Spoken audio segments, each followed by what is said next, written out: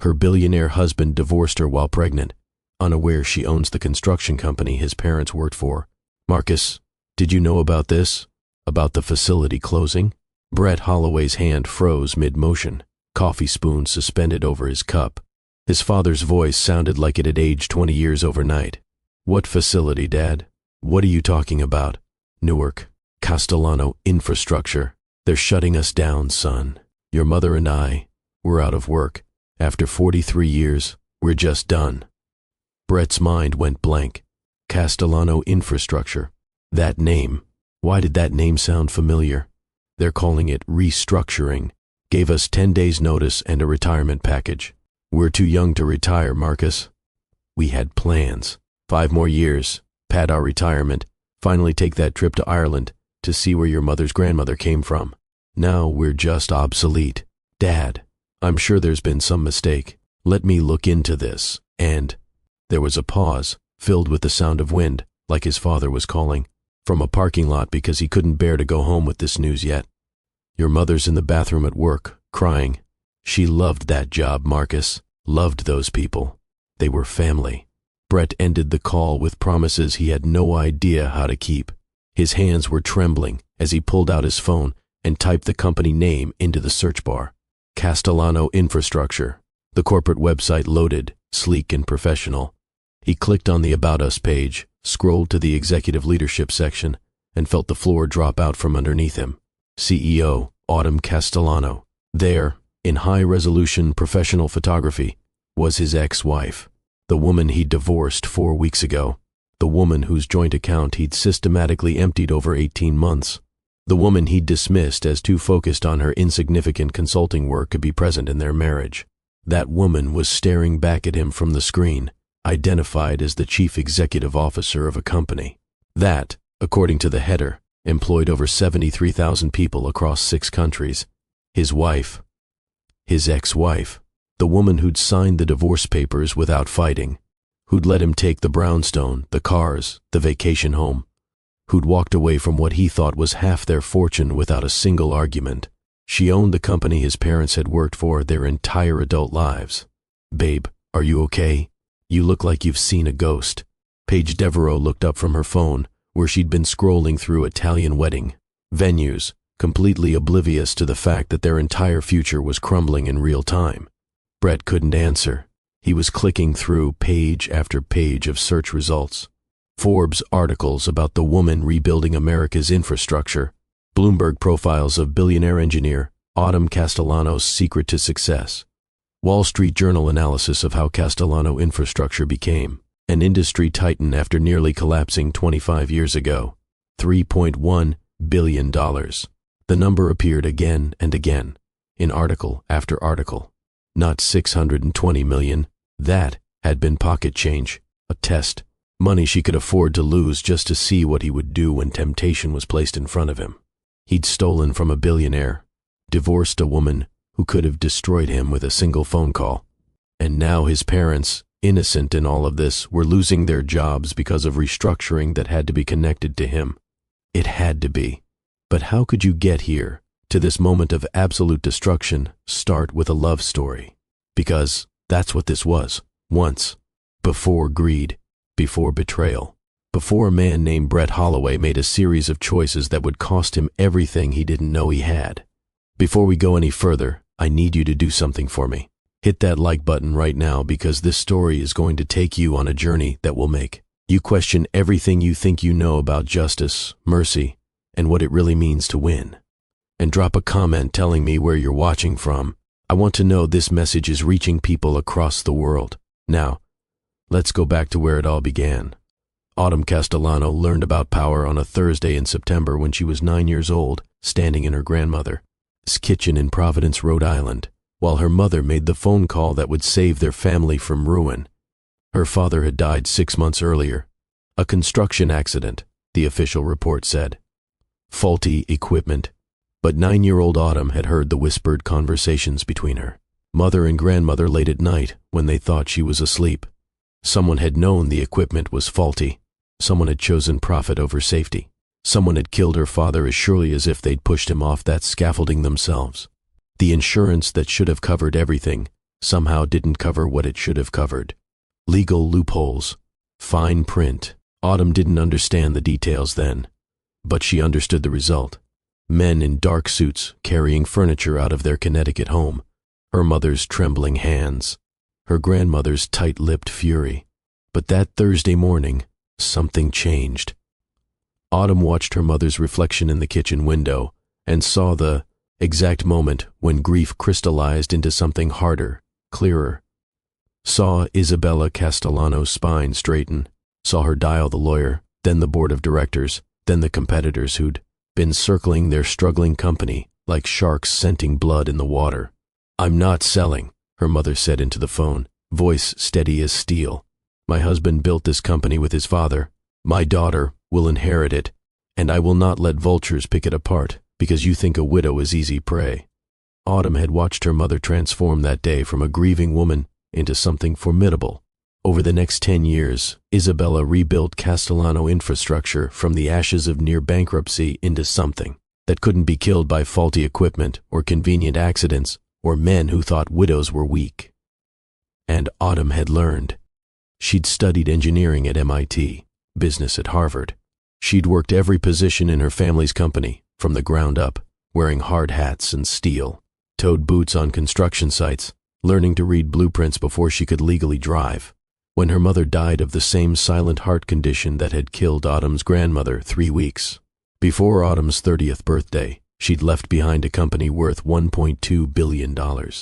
Autumn had taken that inheritance and, over the next 8 years, grown it to $3.1 billion. But she'd done it quietly, the way her mother had taught her.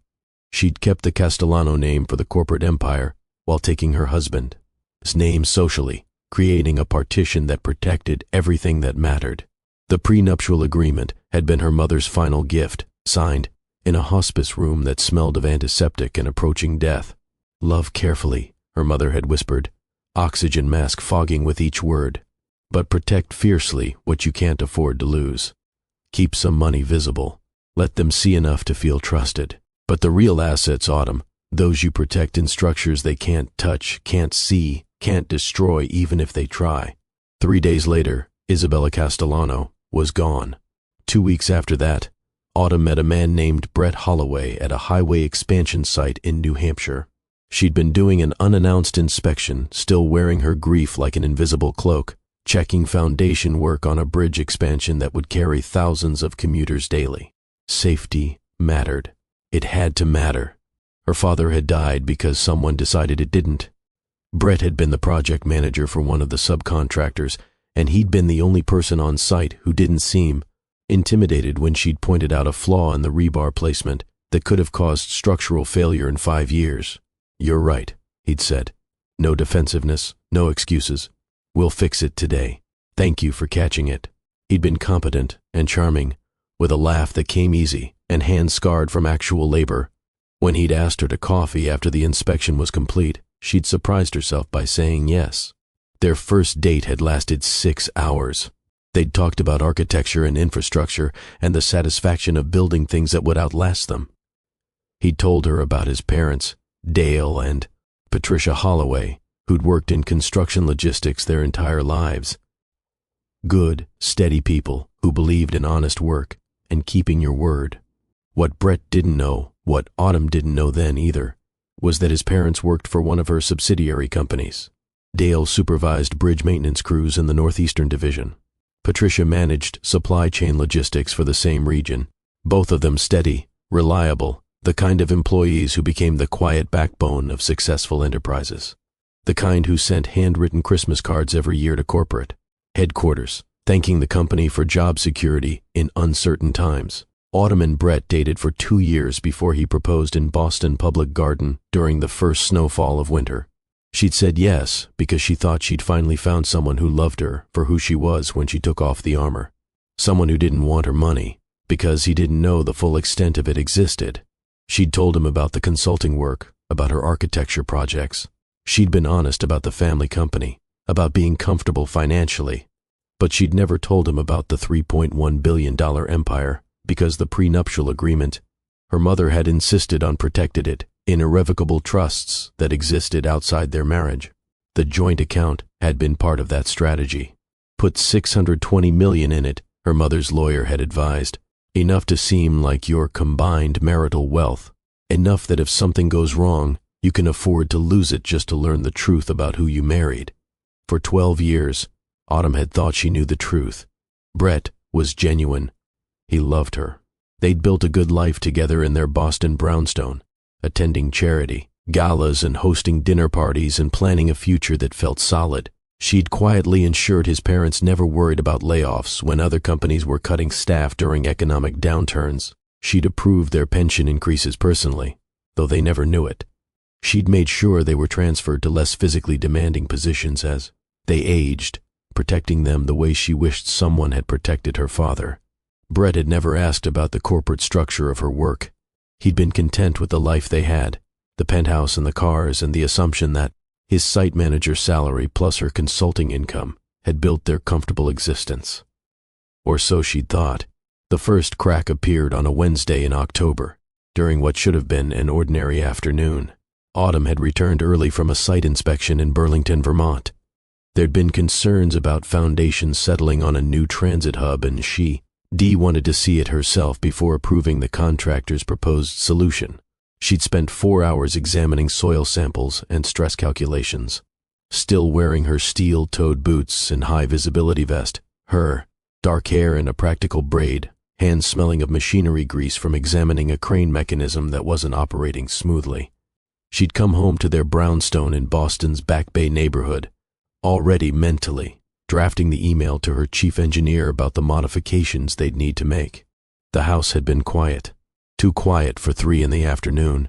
Then she'd heard Brett's voice, drifting from the bedroom balcony. The door had been half open, October sunlight streaming through. His voice had been low, intimate in a way it hadn't been with her in months. Maybe longer, if she was honest with herself. Just a few more months, Paige. By spring, we'll be in Tuscany, and none of this will matter anymore. I promise. Just hold on a little longer. Autumn had stood frozen in the hallway, still holding her site inspection clipboard. A piece of concrete dust had drifted from her vest onto their Persian rug, settling like ash. She'd wanted to throw open that balcony door, to demand explanations, to scream until her throat was raw, and he understood exactly how much he'd just shattered. Instead, she'd stepped backwards silently, her engineer's mind already running calculations, measuring load factors and stress points, determining exactly how much pressure this marriage could withstand before structural failure became inevitable. In that moment, standing in her own hallway covered in construction dust, Autumn had made a choice. Not the choice to save her marriage. That was already gone. She understood that now. But the choice to find out exactly what she was dealing with before deciding how to proceed. She'd hired investigators the next morning. Not dramatic private detectives from film noir movies, but forensic accountants and digital security specialists.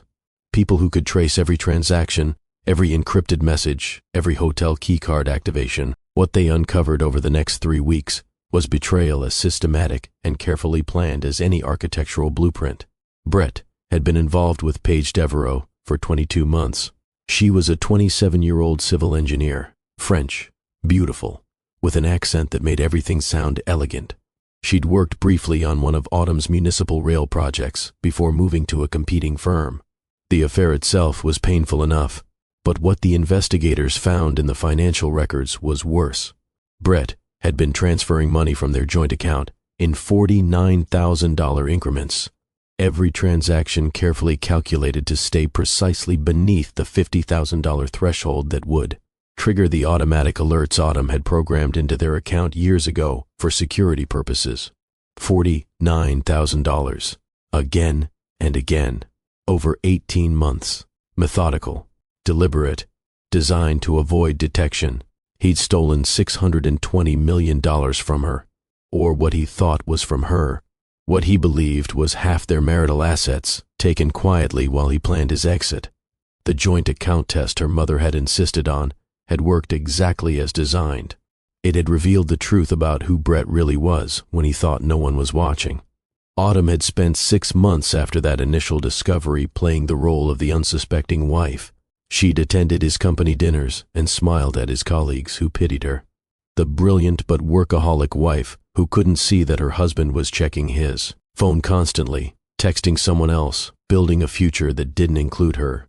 She documented everything, every transfer, every lie, every hotel reservation in cities where Brett claimed to be visiting construction sites for work, but was actually meeting Paige. She even met Paige once at an industry summit in Cambridge. They'd shaken hands in a hotel conference room while Brett stood between them, one hand on Autumn's shoulder, the other probably itching to check his phone for messages from the woman he actually wanted. "Your husband speaks so highly of you," Paige had said, her French accent adding music to the lies. "He says you're very focused on your work, very dedicated to your projects." Autumn had held her wineglass steady, looked directly into the younger woman's eyes and smiled. "I am," she'd replied. "I believe in building things that last. Strong foundations matter more than beautiful facades, don't you think? Any good engineer understands that what you can't see is more important than what you can." Paige had laughed, completely missing the blade hidden in Autumn's words. Brett had missed it too, standing there playing the devoted husband while planning their destruction. Looking back later, Autumn would wonder if some part of her had wanted them to understand, wanted them to see the danger they were in, but they'd been too focused on their Italian fantasies to notice they were building their future on sand. The divorce papers arrived on a Friday in March, delivered by Brett himself with rehearsed solemnity that might have been convincing if Autumn hadn't already read the script. Her investigators had intercepted his messages to Paige, where they'd workshopped exactly what he'd say, how he'd position it. They'd sat in the brownstone's library, floor-to-ceiling bookshelves, surrounding them like witnesses to the death of their marriage. Early spring sunlight had filtered through the windows, making everything look deceptively peaceful. "I haven't been happy, Autumn." Brett had delivered his lines with the conviction of someone who'd practiced them. "Not for a long time. We've grown apart. You're married to your work, and I need someone who can actually be present in a relationship." Autumn had watched him, this man she'd loved for 14 years, and felt something unexpected. Not rage, not even pain in that moment, just a crystalline clarity, cold and perfect as diamond. He'd looked so confident, so certain he'd orchestrated the perfect escape. "There's someone else," he'd continued, and at least his discomfort had seemed genuine.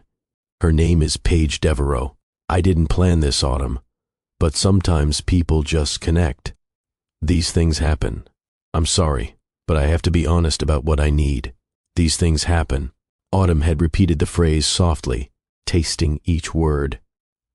Then she'd picked up the Mont Blanc pen he'd placed on the table and begun reading through the divorce agreement.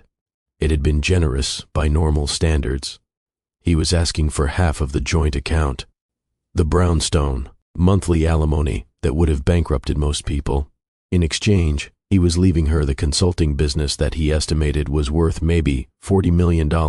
What he didn't know, what the divorce papers didn't reflect, was that he was leaving her a $3.1 billion empire, leaving her Castellano infrastructure, which employed 73,000 people across 6 countries, leaving her the company that had employed his parents for over 4 decades. Autumn had signed every page without argument, without negotiation, without asking for a single thing beyond what he'd offered. Her lawyer had looked at her like she'd lost her mind, had actually pulled her aside and begged her to reconsider, to fight for what was rightfully hers. But Autumn had known exactly what she was doing. Brett wanted the money in the joint account. He could have it. Every dollar he'd stolen, plus half of what remained. She'd even thrown in the brownstone, the cars, the vacation property in Martha's Vineyard he'd always loved more than she did. Brett had looked almost disappointed by how easy it was. Maybe he'd wanted conflict, wanted drama to justify his betrayal in the story he'd tell himself later. Instead, he'd gotten Autumn's elegant signature and her composed acceptance. "My parents don't know yet," he'd said, gathering the signed papers like they were treasure maps to his new life. "About Paige, I mean. They still think we're trying counseling. I'll tell them soon, but I wanted to wait until everything was finalized. Dale and Patricia are extraordinary people," Autumn had said, and every word had been true. "They've worked hard their entire lives. They deserve security and peace. They'll be fine," Brett had replied, visibly relieved that she wasn't going to make this difficult. "That infrastructure company treats their people well. Mom's always talking about how safe she feels there, how valued. Castellano Infrastructure, I think it's called. He'd said the name of her company, his parents' employer, the empire she'd built, and he hadn't connected a single dot. Autumn had nodded, sipping her wine, watching her soon-to-be ex-husband describe her legacy without recognizing it. When's the wedding? She'd asked. June. Tuscany. Brett's face had actually lit up with boyish excitement. Paige has always dreamed of getting married in an Italian vineyard. We're planning to travel for 18 months after. She wants to see the world, experience everything she's missed. That sounds perfect, Autumn had said, and she'd meant it in a way, because their happiness was about to make what came next absolutely devastating. I hope you'll both be very happy. The divorce had finalized on a Thursday. By Friday morning, Autumn was ready to show Brett who he'd really been married to. She'd walked into the headquarters of Castellano Infrastructure for the first time as its publicly acknowledged owner. She'd been running it from behind the scenes for years, but now she wanted everyone to understand exactly who held the reins. The executive board had assembled in the 20th floor conference room. Men and women who'd worked with her for years without ever connecting Autumn Castellano, their CEO, to Autumn Holloway, the recently divorced wife of Brett Holloway, whose parents worked in their Northeastern maintenance division. We're implementing a comprehensive restructuring, Autumn had announced, spreading engineering, schematics and financial projections across the obsidian conference table. The industry is shifting towards sustainable infrastructure, and we're going to lead that transformation. That means closing outdated facilities and investing in cutting-edge technology. Jeffrey Chen, her chief financial officer, had adjusted his glasses nervously. He was a good man, detail-oriented, and he'd worked with her long enough to know when she was making purely business decisions versus when something else was driving her choices. The Portland facility has been operational for 38 years, he'd said carefully. We've got legacy employees there, people who've been with us since your grandfather's tenure, since your mother rebuilt everything. I know exactly who works there, Autumn had replied, her voice quiet but clear. Dale Holloway, bridge maintenance supervisor, 43 years of service. Patricia Holloway, supply chain logistics coordinator, 41 years, both eligible for enhanced early retirement packages if we close the facility. She'd done the mathematics carefully. The Portland facility was actually profitable, but it was also where Brett's parents had built their careers, where they'd found purpose and community, and the kind of workplace family that made them send those handwritten Christmas cards every year. Closing it wouldn't destroy them financially. Autumn would make absolutely certain of that. But it would shatter the daily routine and sense of purpose they'd constructed their entire adult lives around. At 65 and 63, they were young enough to feel completely unmoored without work, old enough to understand that starting over was a beautiful fiction told to people who'd never actually had to try. We're offering premium retirement packages, Autumn had continued, sliding folders across the table to each board member. Full pension, platinum healthcare coverage, and substantial severance, bonuses for anyone over 60 with more than 20 years of service. We'll be generous, more than generous, but we need to move quickly. I want the closure announced within 10 days. Her hands hadn't shaken as she'd signed the authorization documents. This is business, she'd told herself. Strategic restructuring. The fact that it would devastate Brett's parents was simply an unfortunate coincidence. The fact that Brett would have to watch his parents struggle with purposelessness and early retirement while he'd been planning to drink Prosecco on terraces overlooking Tuscan vineyards was just the universe balancing its books. But that night, alone in her new penthouse overlooking Boston Harbor, Autumn had pulled out an old photo album. Wedding pictures. Dale and Patricia Holloway had sat in the front row, Patricia's eyes bright with joyful tears. Dale, his hand gripping his son's shoulder with such pride it had made Autumn's chest ache even then. They'd welcomed her into their family without reservation, had taught her Patricia's mother's recipe for proper Yorkshire pudding, had shared stories about Brett's childhood that made him seem more dimensional, more human. She'd closed the album and poured herself a scotch, the expensive kind Brett used to buy for celebrations, the kind she'd never really enjoyed. The penthouse had been silent, except for the distant sound of harbor traffic. For the first time since discovering the affair, Autumn had let herself feel the full weight of what she was doing. Not just to Brett, to his parents, to innocent people who'd done nothing wrong except raise a son who'd made terrible choices. Then her phone had illuminated with a message from her lead investigator. Brett had just made a deposit on a villa rental in Tuscany. 240,000 euros, charged to an account funded entirely by money he'd stolen from her. Paige had posted Instagram photos of wedding dress shopping, a Monique Lullier gown that cost more than most people earned in a year.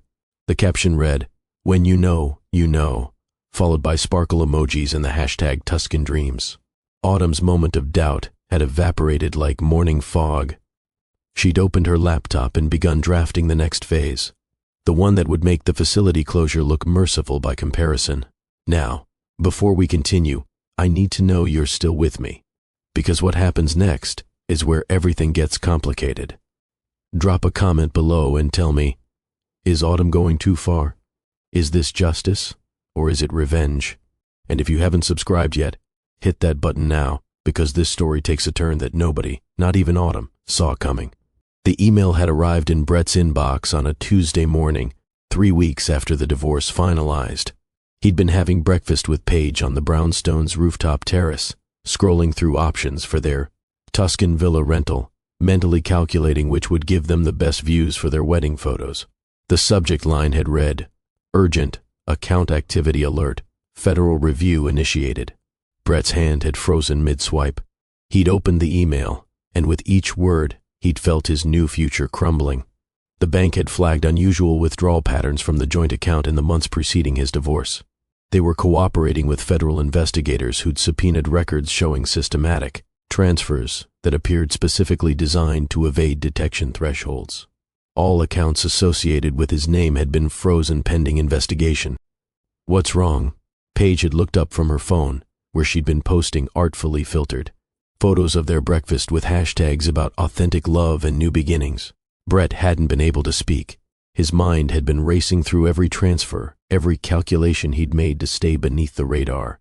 He'd been so careful, had even consulted with a questionably ethical accountant who'd assured him that staying under $50,000 per transaction made him essentially invisible to automated banking systems. What Brett hadn't known, couldn't have known, was that Autumn had designed that $50,000 threshold specifically for him. She'd set it high enough to make him feel safe, to let him steal enough to feel confident. While her forensic accounting team tracked every single transaction from day one, the moment the divorce had finalized, she'd handed everything to federal prosecutors. Documentation so thorough, it read like a masterclass in how to build an airtight fraud case. Evidence of wire fraud, tax evasion, and asset concealment that carried combined sentences of up to 25 years in federal prison. Then his phone had rung. The screen had displayed Dad. Brett had almost not answered, but guilt, or maybe habit, had made him tap the green button. And that's when his entire world had collapsed. That's when he'd learned about Portland, about Castellano infrastructure, about the woman he'd underestimated so catastrophically he'd destroyed not just his own life, but threatened his parents' security. That conversation we heard at the beginning of this story. After hanging up with his father, Brett had sat motionless at the breakfast table, his coffee growing cold, while Paige had continued scrolling through wedding inspiration photos, oblivious to the walls closing in around them. He'd opened his banking app with trembling fingers and confirmed the nightmare. Every account was frozen. The $620 million he'd methodically stolen, the money he'd thought was his ticket to freedom, was locked behind legal holds and federal seals. His personal account, the small savings he'd kept separate from his marriage, held $37,000, enough to survive for a few months if they were extremely careful.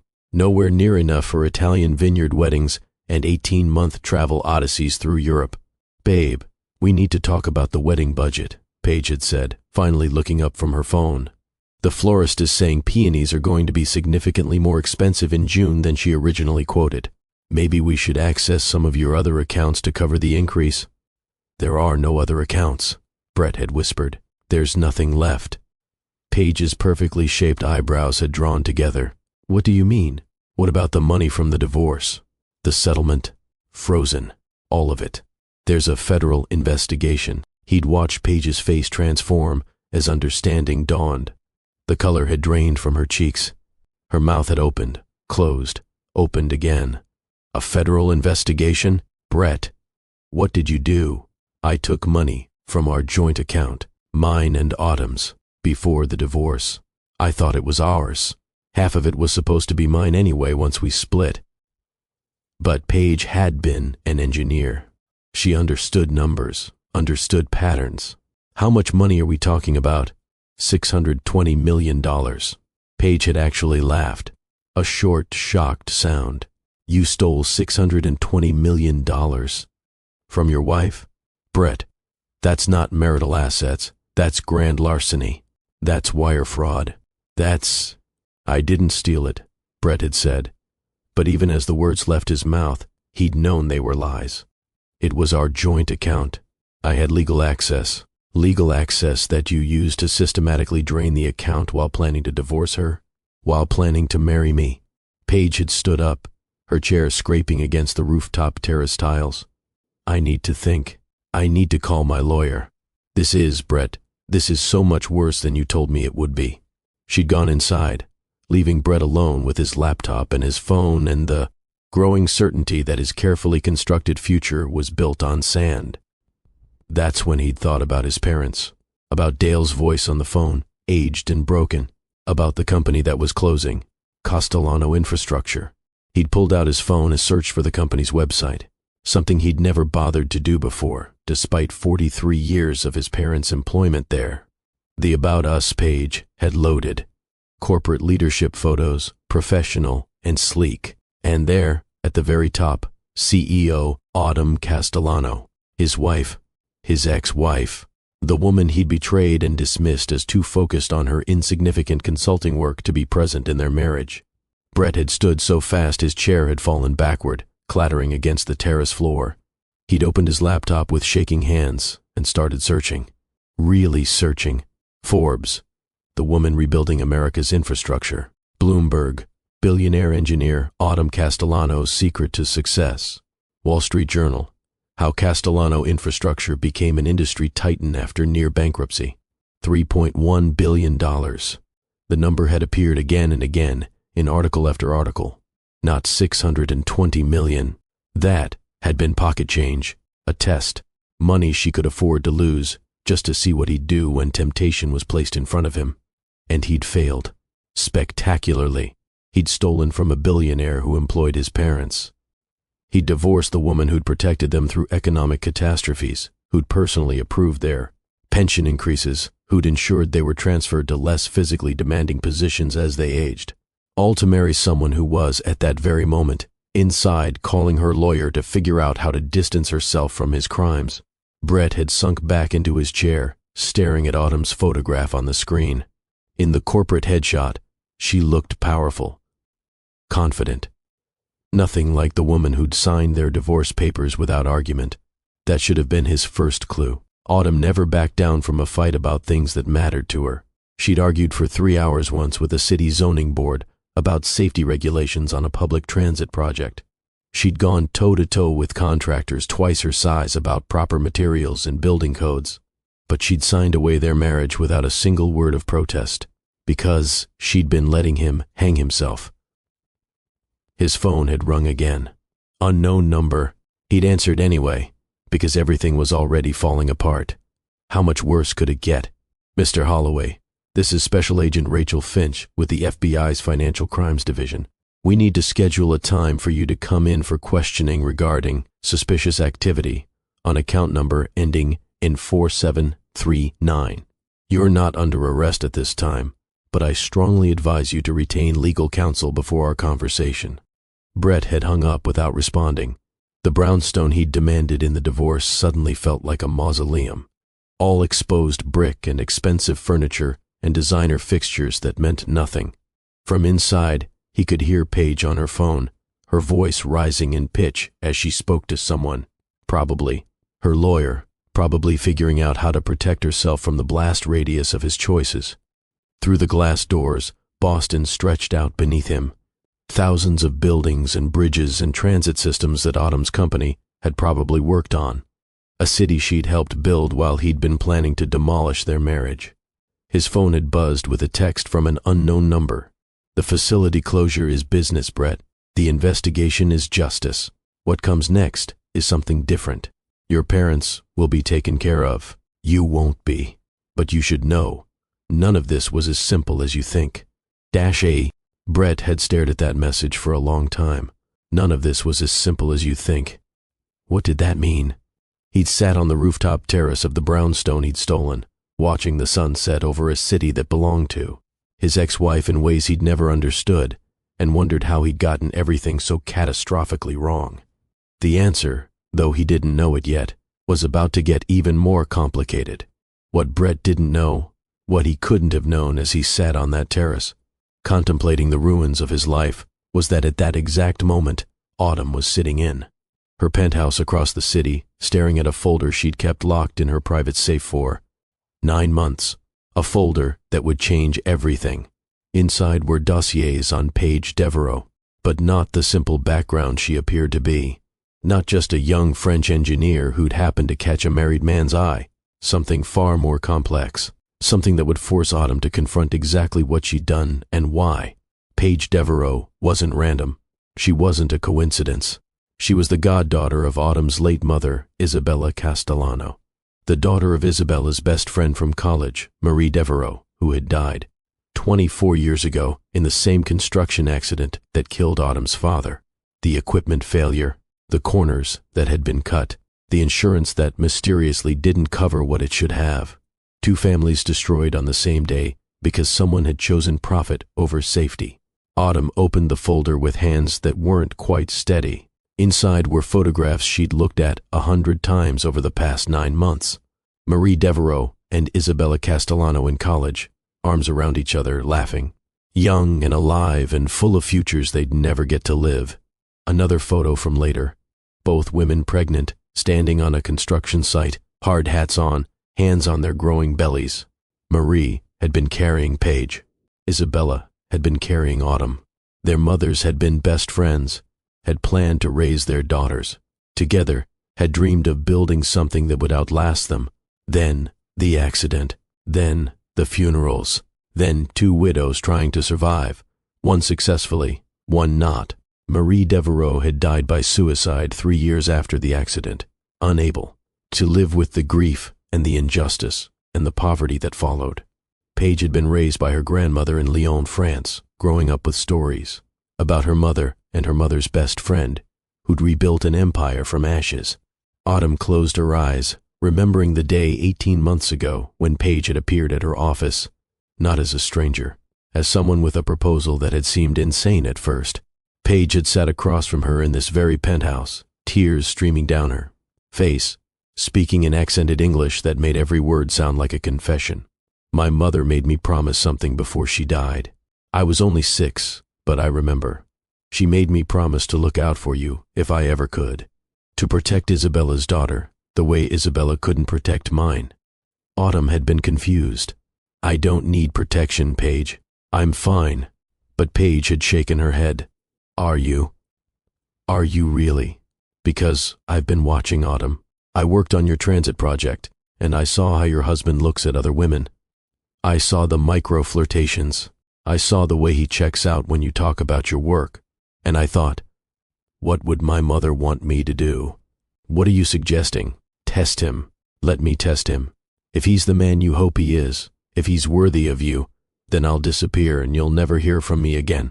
But if he's not, if he's the kind of man who would betray you the moment real temptation appears, then you deserve to know before you waste more of your life.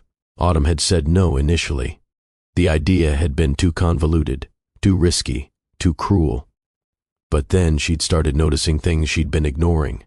Brett's phone face down on tables, his late nights that didn't quite add up, his wandering attention during conversations, small lies that didn't mean anything yet but suggested a foundation with cracks in it. She'd thought about her mother's dying words, protect fiercely what you can't afford to lose. So she'd said yes to Paige's plan, had helped her craft the perfect temptation, had watched from the shadows as Brett had failed every test, had stolen the money and planned his escape, had documented everything for the federal investigation that was always the endgame. But 3 weeks after agreeing to Paige's plan, Something had happened that changed everything. Autumn had woken up nauseous. She'd ignored it initially, attributed it to stress from the investigation she was running on her own husband. But the nausea had persisted, morning after morning.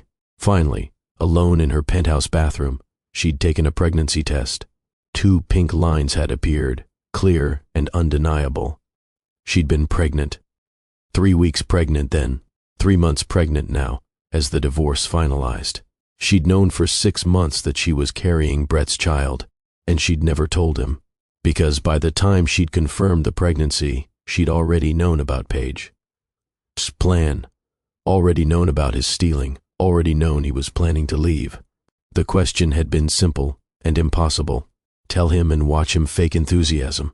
Watch him stay out of obligation and poison everything with resentment, or protect this child from a father who'd chosen greed over family. She'd chosen protection, had signed the divorce papers while carrying his baby. He'd never noticed her looser clothing, her avoidance of wine at dinners, her frequent business trips that were actually prenatal appointments. He'd been too focused on his exit to see what he was leaving behind. Now, with Brett's world crumbling, Autumn felt the weight of what they'd done. Yes, Brett had made his choices. He'd stolen, he'd lied, he'd betrayed her. But she'd orchestrated the trap.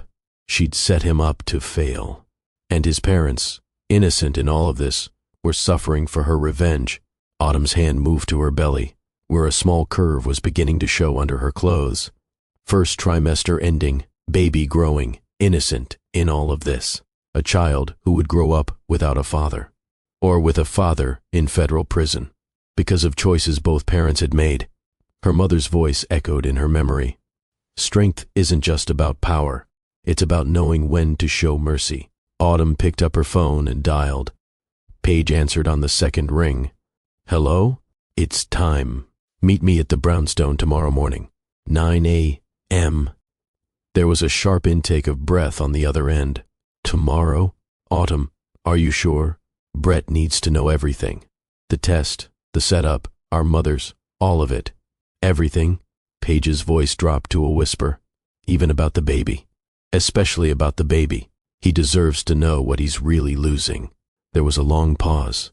Then quietly, okay, I'll be there. Autumn ended the call and looked out at the Boston skyline.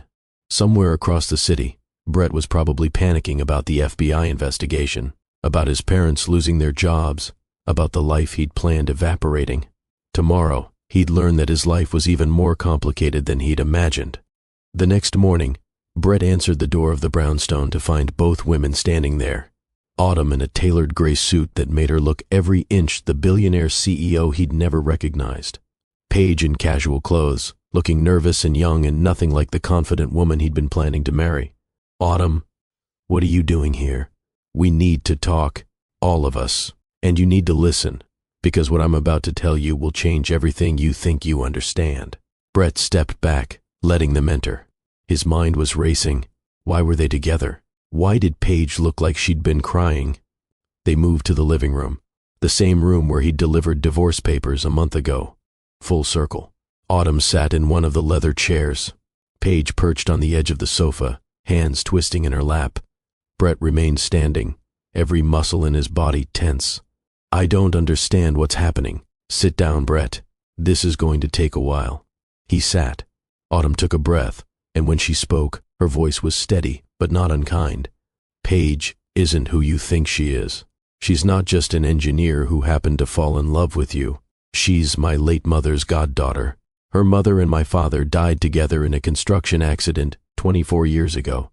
Brett's mind went blank with shock. He looked at Paige, whose tears were now flowing freely. What? Autumn continued. Equipment failure. Someone cut corners, chose profit over safety. 2 families destroyed in one day. Paige's mother died by suicide 3 years later. Paige was raised by her grandmother in France, but she never forgot the stories about her mother's best friend who rebuilt an empire from ashes. I don't. Brett struggled to form words. I don't understand what you're saying. Paige spoke, her voice small and broken. I came to Autumn 18 months ago.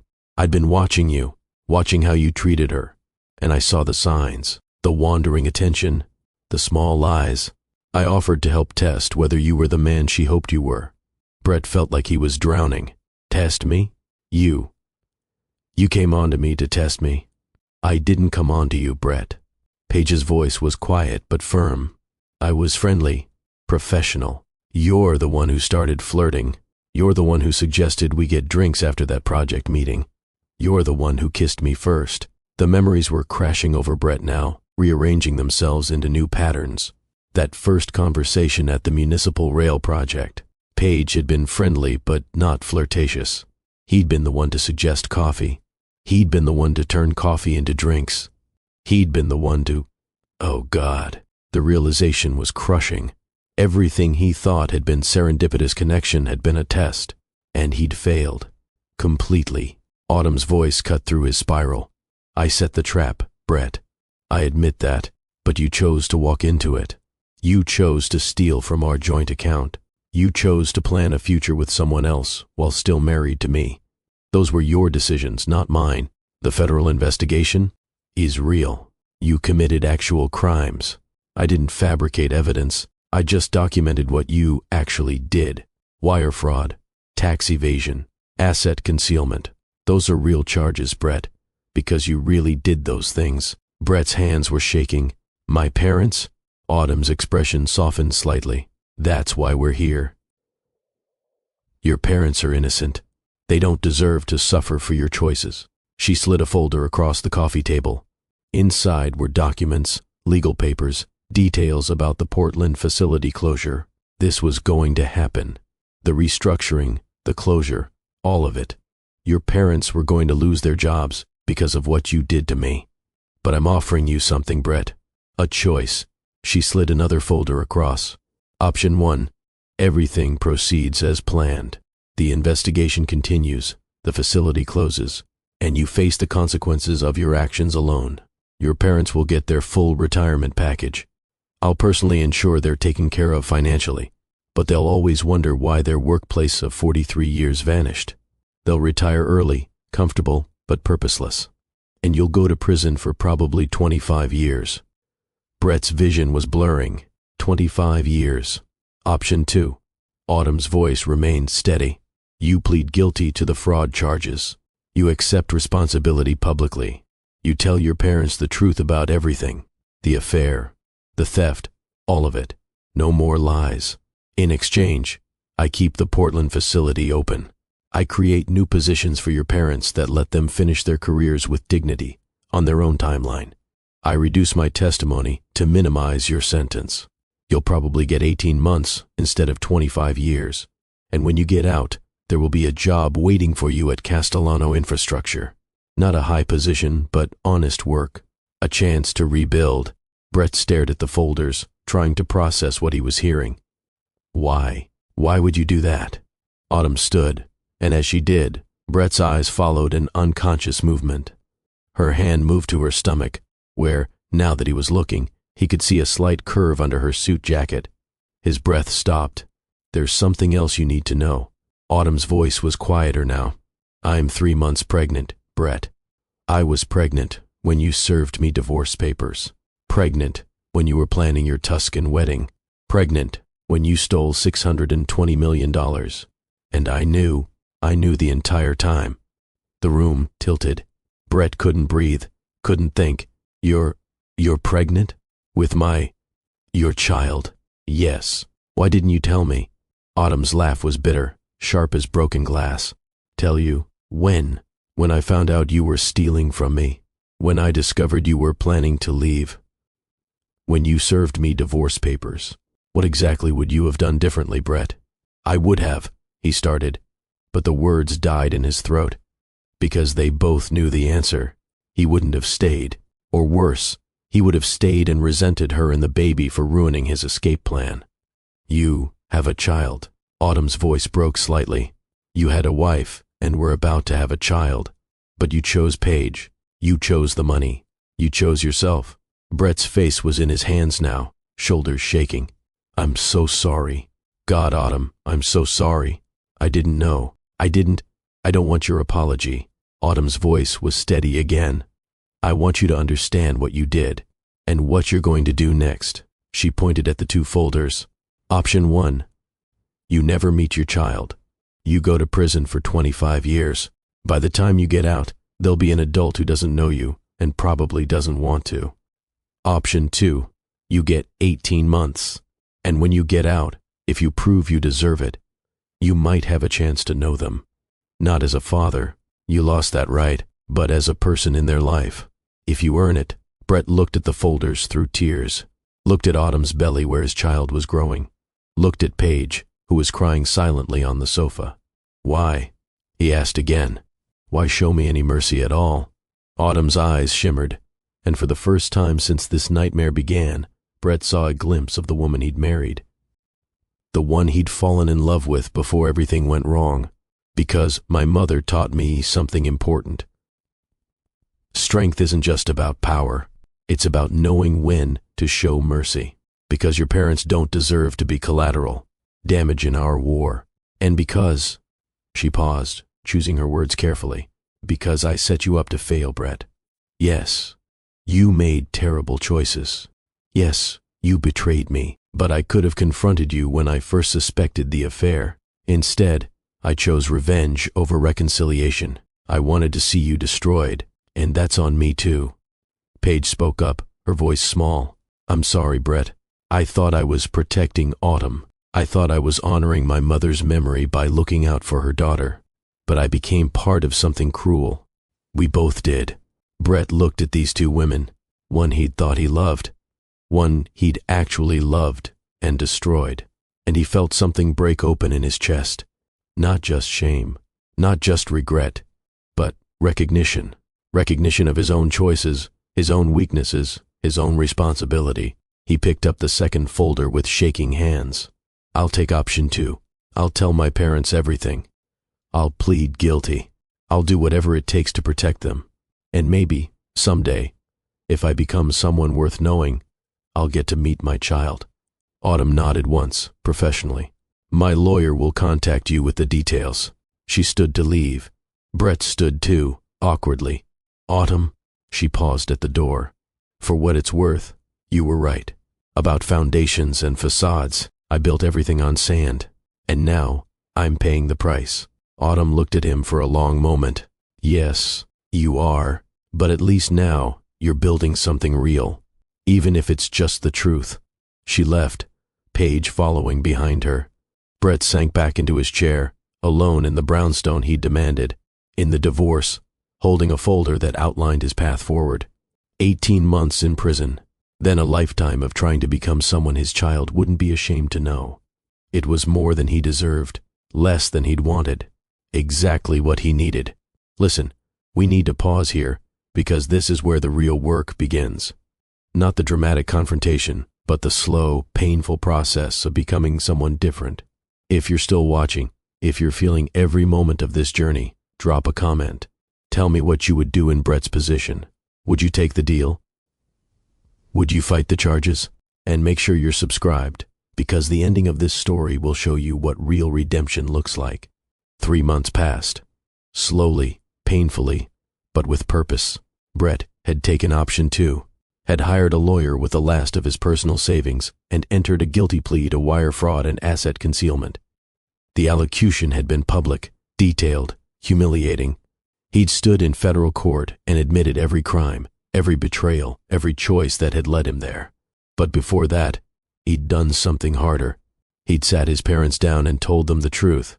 They'd met at a small cafe in Portland, neutral ground. Dale and Patricia Holloway had arrived looking older than Brett remembered, worn down by the stress of the sudden restructuring announcement that had since been mysteriously rescinded. The Portland facility was staying open after all. New positions had been created. Dale and Patricia had both been offered roles with reduced physical demands, but the same pay and benefits. They could retire whenever they chose, on their own timeline.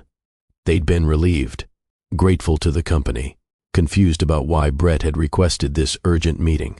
Brett had ordered coffee he couldn't drink and told them everything. The affair, the stolen money, the divorce, the baby, the trap Autumn had set, and the choices he'd made that walked him straight into it. Patricia had cried. Dale had sat in stone-faced silence, When Brett finished, his father had spoken in a voice Brett had never heard before. Cold, distant. "You're going to prison." "Yes. 18 months. Minimum security. I'll be out in 15 with good behavior." "And Autumn? She's pregnant?" "Yes. 3 months along when I divorced her. 6 months now. I'm going to be a father, and I'll be in prison when the baby's born." Patricia's tears had turned to sobs.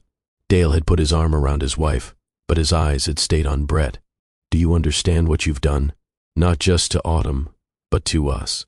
We work for her company, Brett. We've worked for Castellano Infrastructure for over 40 years. She's been protecting us, taking care of us, and you, her own husband, you—" He'd stopped, unable to finish. Brett had nodded. I know what I did, and I'm going to spend the rest of my life trying to make it right, starting with the truth. No more lies." The meeting had ended with Patricia hugging him, still crying. Dale had shaken his hand formally, like he was a stranger. In many ways, Brett supposed he was. He'd become someone his parents didn't recognize. Now he had to become someone they could be proud of again, if that was even possible. The guilty plea had resulted in an 18-month sentence, just as Autumn had promised. Brett had entered federal prison in Massachusetts on a gray morning in September, carrying only the basics allowed. A few books, some photographs. One of the photographs was from the hospital. Autumn had sent it to his lawyer, who'd forwarded it to Brett, a tiny baby girl with dark hair and amber eyes, wrapped in a pink blanket. Born 3 months after his incarceration began, Isabella Marie Holloway Castellano, named for both grandmothers, 6 pounds, 8 ounces, healthy, perfect. Brett had stared at that photograph for hours in his cell. His daughter, a person he'd helped create, but would never meet. Not yet, maybe not ever, depending on whether he could become someone worth knowing.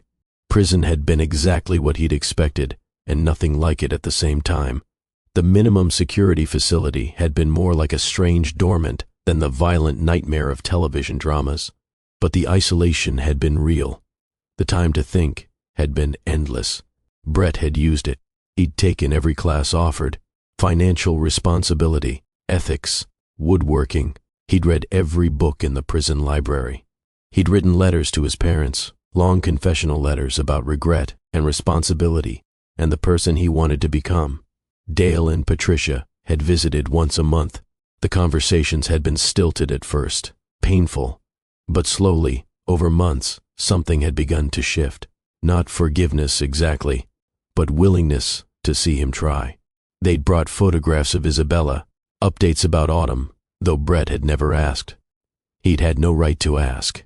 "She's doing well," Patricia had said during one visit, 8 months into his sentence. "The baby is beautiful. Autumn's an amazing mother, and she's seeing someone." Dale had shot his wife a look, but Brett had just nodded. "That's good. She deserves to be happy." And he'd meant it, genuinely, because somewhere between the guilty plea and the prison cell and the endless hours of reflection, Brett had stopped thinking about what he'd lost and started thinking about who he'd been. Selfish, entitled, resentful of his wife's success instead of proud of it. He'd built his identity on being the provider, the strong one, and when Autumn's career had outpaced his, he'd felt diminished instead of celebrating her. That resentment had made him vulnerable to Paige's test, had made him see taking the money as justified rather than theft, had made him believe he deserved more than what he had. Prison had stripped all that away.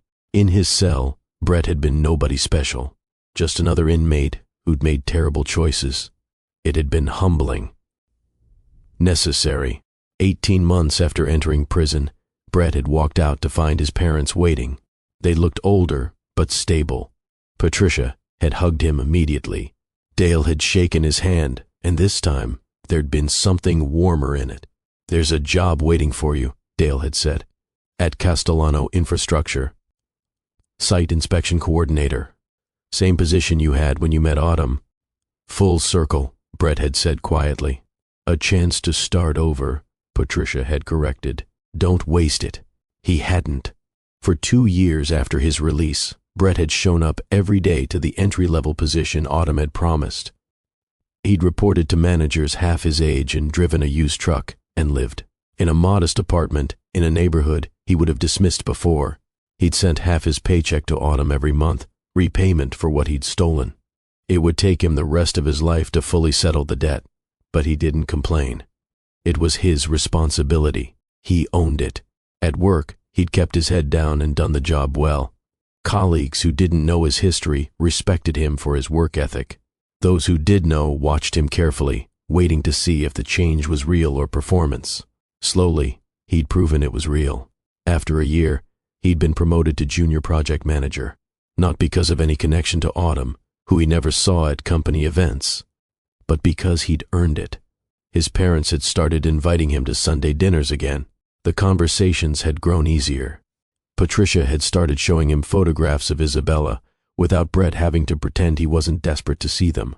"She's 2 now," Patricia had said during one dinner, pulling out her phone. "So smart, Brett. She builds these elaborate towers with blocks and gets so serious about getting them just right, just like her mother on a construction site. Can I?" Brett had hesitated. "Can I see?" Patricia had handed him the phone. There she was, Isabella, dark curls escaping from pigtails, amber eyes focused intently on a tower of wooden blocks. So small, so perfect, so completely unaware that her father existed. Brett had handed the phone back with shaking hands. "Thank you for showing me." 2.5 years after his release, 5 years after the divorce, Brett had received a phone call that changed everything. "Brett, this is Autumn." He'd frozen, phone pressed to his ear. In all the years since the divorce, she'd never called him directly. All communication had gone through lawyers. "Hi, is everything okay? Is Isabella?" "She's fine. Everyone's fine. I'm calling because, well, Isabella is having a birthday party next month. She'll be 3. Brett hadn't been able to speak. "Your parents will be there, of course. They see her regularly. And I thought, if you wanted, you could come too, to her birthday party. Not as her father, just as someone her grandparents know. We'll introduce you as Mr. Brett. We'll see how she responds, and we'll go from there." Brett's voice had cracked. "I would like that. Very much. Thank you." The party had been small. Autumn's penthouse overlooking Boston Harbor, decorated with balloons and streamers. A few of Isabella's little friends from preschool, Dale and Patricia. A man Brett didn't recognize who stood close to Autumn, comfortable in a way that suggested intimacy. Jeffrey Chen, the man had introduced himself, shaking Brett's hand. "I'm Autumn's business partner and friend." The way Autumn had smiled at Jeffrey had told Brett everything he needed to know. This was the someone Patricia had mentioned. The man Autumn was seeing. Building a life with. Brett had felt a pang of something. Not quite jealousy. More like grief for the life he'd thrown away. But mostly acceptance. Autumn deserved happiness. Deserved someone who appreciated her instead of resenting her success. Then he'd seen Isabella. She'd been in the center of the living room, building a tower with wooden blocks, her face screwed up in concentration. She'd looked up when he'd entered, regarded him with curious amber eyes. "Who that, Mama?" Autumn had knelt beside her daughter. "This is Mr. Brett, Grandpa Dale and Grandma Patricia's son. He made you a present." Brett had held out the gift he'd brought. Wooden blocks he'd built himself in the woodworking class during prison, sanded smooth, painted in bright colors, perfectly weighted. Isabella had taken the box, opened it carefully. Her face had lit up. "You make these?" Brett had nodded, not trusting his voice. "They good blocks?" She'd said it seriously, professionally, like a expert assessing quality. Then she'd gone back to her building, incorporating the new blocks into her tower. She hadn't rejected him, hadn't accepted him, just acknowledged he existed. It had been enough, more than enough. Over the following year, the supervised visits had continued. Birthday party, then a summer barbecue at Dale and Patricia's house, then a company family day at a local park. Each time, Isabella had warmed to him incrementally, started showing him her drawings, let him help with her block towers, started calling him Mr. Brett without prompting. By the time she was 5, she'd started asking questions. How you know Grandma and Grandpa? You work with Mama? You live in Boston too? Brett had answered carefully, truthfully, but age-appropriately, never claiming more connection than he'd earned. 3 years after his release, Brett had attended a Castellano Infrastructure Company event, a celebration of a major project completion. Autumn had been there with Jeffrey, wearing an engagement ring that caught the light. Brett had congratulated them sincerely when Autumn had introduced Jeffrey as her fiancé. Meant it. They'd looked happy together, solid, built on truth instead of secrets. Isabella had been there too, running around with other employees' children, laughing and carefree.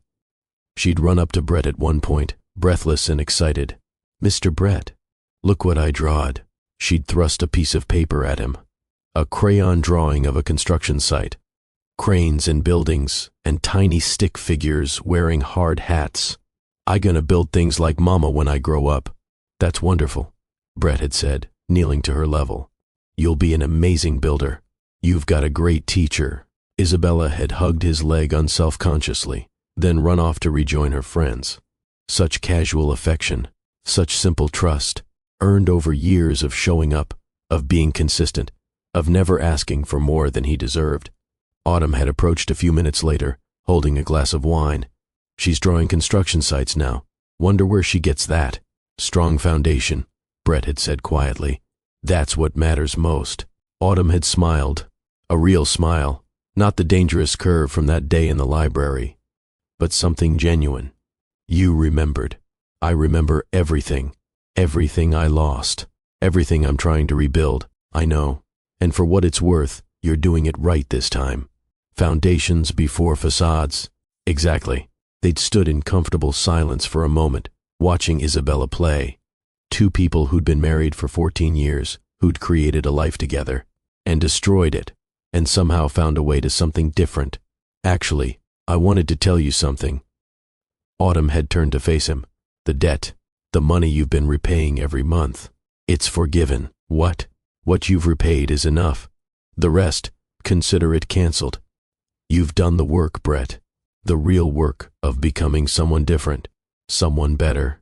That's worth more than money." Brett's eyes had filled. "Thank you. For everything. For the mercy you didn't have to show." Autumn had nodded. "We all make choices. You made terrible ones, but you also made the choice to accept responsibility, to do the work of changing. That matters." She'd started to walk away, then paused. "Oh, and Brett, Jeffrey and I are getting married next spring. Isabella will be a flower girl. Your parents will be there, and if you'd like to attend, you're welcome. Not in the family section, but you're welcome." "I'd like that," Brett had managed. Very much. As Brett had watched Autumn rejoin Jeffrey, watched them laugh together while Isabella ran circles around them, he'd understood something profound. He'd wanted to escape Autumn's shadow, to take everything and leave her broken, to prove he was the strong one, the important one. Instead, she'd let him take just enough rope to hang himself. Then, she'd offered him a way down, not because he deserved it, but because she'd chosen mercy over vengeance, justice over revenge, redemption over destruction. He'd never get back what he'd lost, the marriage, the easy life, the unearned confidence, but he'd built something new on the ruins.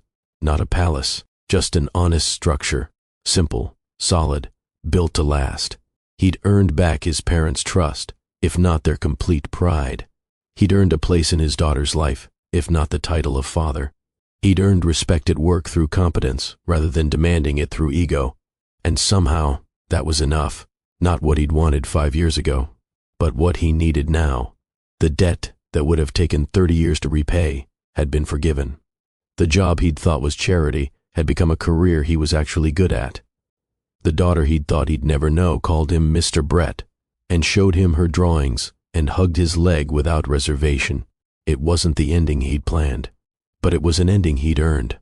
And in the space between those two things, Brett had found something he'd never had before: peace. Now let me tell you what this story is really about, because it's not just about betrayal and revenge. It's about the messy, complicated middle ground where real life actually happens.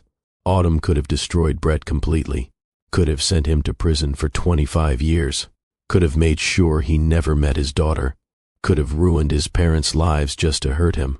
She would have been justified. He'd stolen from her, betrayed her while she was pregnant, planned to abandon her for another woman. Every bit of revenge would have been deserved. But she made a different choice. Not because Brett deserved mercy, but because she understood something most people never learn. Revenge is empty. It feels satisfying in the moment, but it costs you something. Your peace, your humanity, the person you want to be when you look in the mirror. Mercy, real mercy, is powerful. Not weakness, not letting someone off the hook, but giving them the chance to become someone different while still holding them accountable for who they were. Autumn set the trap. She admits that, but Brett chose to walk into it. He chose to steal. He chose to betray. Those were his decisions. And he faced real consequences: prison, debt, loss of everything he'd taken for granted. But the consequences weren't designed to destroy him. They were designed to transform him. And that made all the difference. Brett learned that choices have consequences, but consequences don't have to be the end of your story. They can be the beginning of a different one. If you do the work, if you accept responsibility, if you become someone different instead of just pretending you have. Paige learned that good intentions can cause harm. That protection sometimes looks like enabling. That real love means hard truths, not comfortable lies. Dale and Patricia learned that their son wasn't who they thought he was, but that he could become someone better with time and work and accountability. And Isabella, when she's old enough to understand, will learn that families are complicated, that imperfect people can do their best, that forgiveness doesn't mean forgetting, it means choosing peace over perpetual pain. This isn't a story about perfect revenge or complete redemption. It's about the truth that most of us live. We make mistakes, sometimes terrible ones, and we have to live with the consequences while trying to become someone who wouldn't make those same mistakes again. The strongest structures aren't the ones that never crack. They're the ones that know how to rebuild stronger than before. Autumn rebuilt her life, found love with someone who appreciated her instead of resenting her success, raised her daughter with help from people who genuinely cared, used her power not just for profit, but for protection.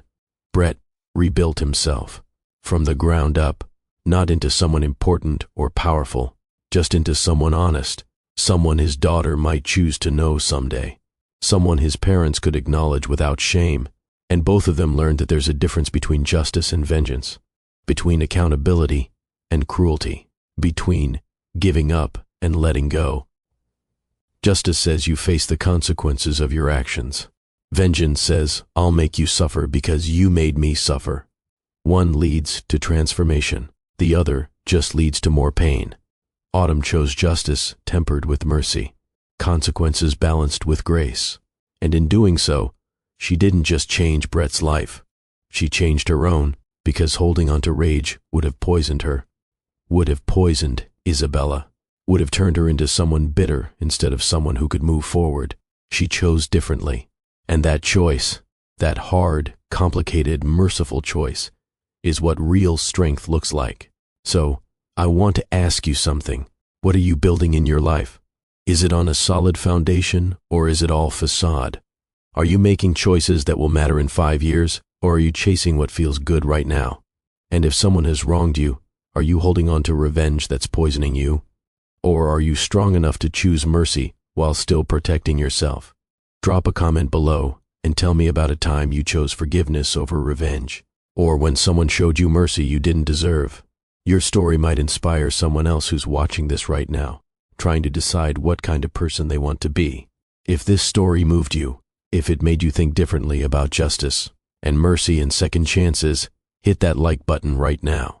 Share this video with someone who needs to hear it, someone who's struggling with betrayal or regret, or the question of whether people can really change. Subscribe to Mr. Hearthline Stories because every week I'm bringing you narratives that don't just entertain, they transform. Stories that make you think about who you are and who you want to become. Where are you watching from? Let me know in the comments.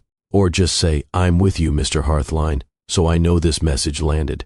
so I know you felt every twist and turn of this journey. Remember what Autumn taught us. Power without mercy is tyranny. Mercy without accountability is enabling. True strength is knowing which to choose when. Building things that last, whether it's relationships or trust or futures, requires honest foundations, not beautiful facades that crumble under pressure, but solid, truthful structures that can weather any storm. Sometimes the bravest thing isn't destroying someone who hurt you. It's giving them the chance to become someone different while protecting yourself and the people you love. That's not weakness. That's wisdom. That's the difference between winning a battle and becoming someone you're proud to be. Brett lost everything he thought mattered, but he gained something more valuable. The chance to become someone real. Someone his daughter might choose to know. Someone he could respect when he looked in the mirror. Autumn could have destroyed him. Instead, she chose something harder. She chose to show him what strength really looks like. Not crushing your enemies, but knowing when mercy is more powerful than revenge. 5 years after that divorce, both of them are building something real. Not perfect, not what they'd planned, but honest. Built to last. And in the end, that possibility, that fragile, hard-won chance at transformation, is worth more than revenge ever could have been. This is Mr. Hearthline. Thank you for taking this journey with me. If you stayed until the end, you're exactly the kind of person I make these stories for. Someone who understands that life isn't simple, that people are complicated, that the most powerful stories are the ones that show us not who to be, but who we could become if we made different choices. I'll see you in the next story. Until then, build something that lasts. Choose foundations over facades, and remember that strength isn't about never falling. It's about what you build when you get back up. I'm with you. Are you with me?